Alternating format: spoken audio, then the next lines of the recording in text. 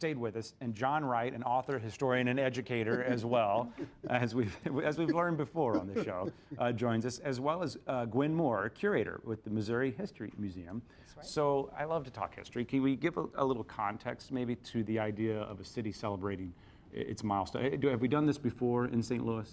We had the bicentennial in 1964. We had a celebration. Yes, we did. So this is not the first one. And if they had, and I'm sure we've had even more before that. I'm sure. Do they, you know, we talked. That's the one I remember. Remember reading about. What are the goals? Are there often goals attached to these? Are there stories you can tell us, give us some context, or how we've celebrated in the past? You know, I can't remember. I just remember books going out.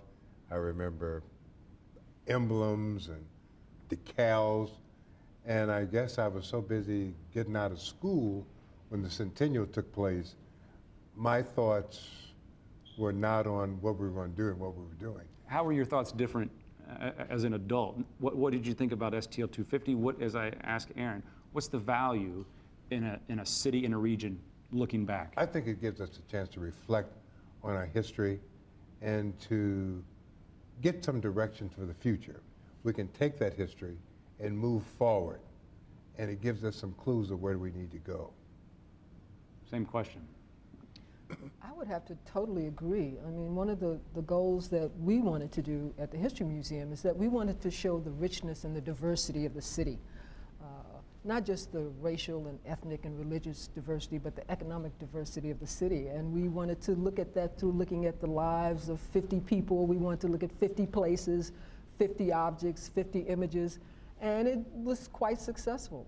I think we had like over 400,000 people come and see that exhibit that opened in February, and it's closing in February of this year.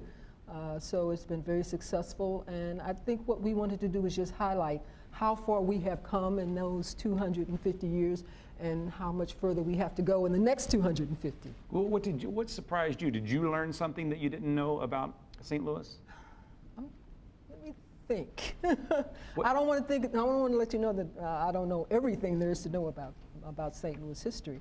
This was a very unique exhibit because we had like about a year to put it together. Usually we plan exhibits 3, 4, 5 years in advance of the date it's opening, and we had like a year to get this up and running, and everybody participated. You're talking about a team effort.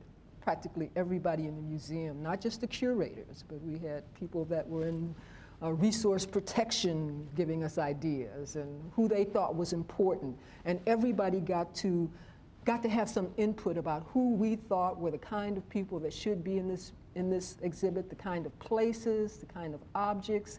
It was just really a great experience. The one thing I learned is that people can work together and work well together, more so than I guess about the history of St. Louis. When you've been studying history of St. Louis for so long, and I don't know everything. I'm not going to even say I know everything. But yeah, it was quite an experience. Well, maybe what was the response? Did you see a common theme of a response of people who came through to see it? Most people were surprised.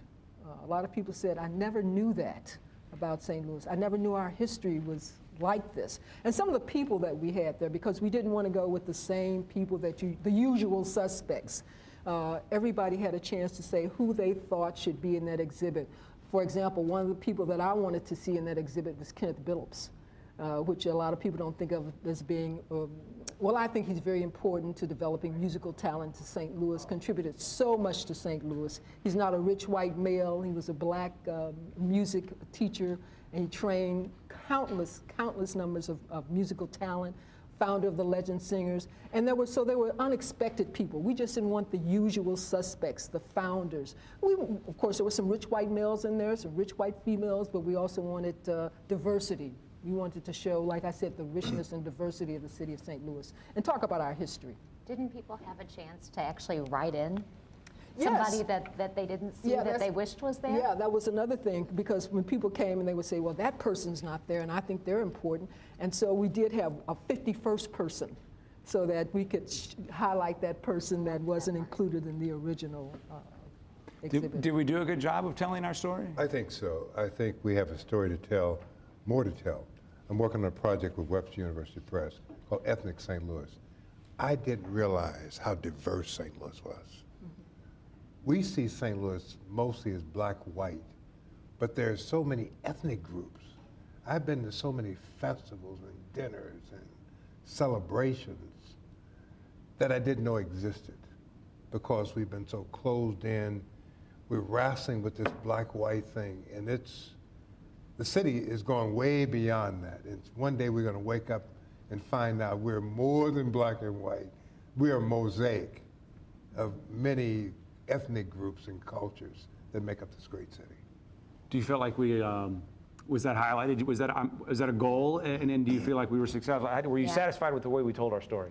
You know, I think that we gave people every opportunity that they could have to be able to tell it in a lot of different ways. So we were really mindful about where we put the cakes. And one of the ways that we were mindful was that we wanted to make sure that ethnically we were representing the region. And so we, had a cake down by the Bevo Mill in the heart of the Bosnian community. We had a cake on South Grand, really in recognition of the Vietnamese who really had come in and really made that a vibrant part of town again. I also think, every day on our Facebook page, which ended up with about 11,000 or so followers, we partnered with the History Museum and put out a This Day in St. Louis History that told that story in a lot of different ways and really got a lot of people telling the story back and saying, hey, I remember that, or hey, I really didn't even know that, or you just taught me something about my family that I wouldn't have known.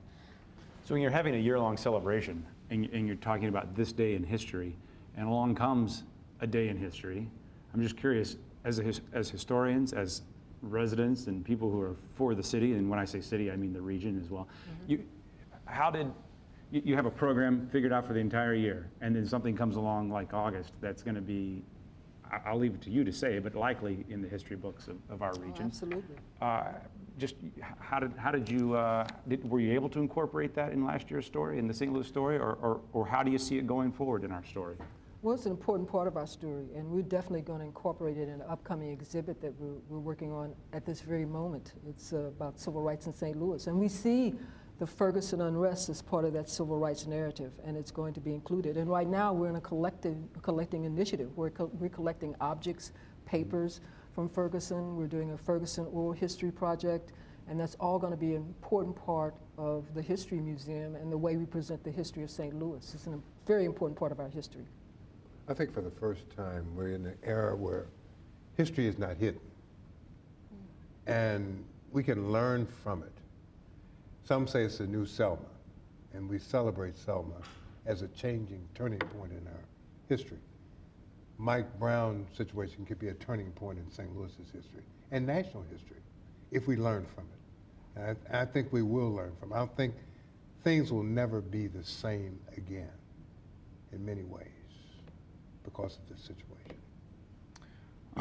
If you all can stick around, we're going to bring you back at the table, but for now we want to hear a little bit more of what folks are saying with hashtag Stay Tuned STL.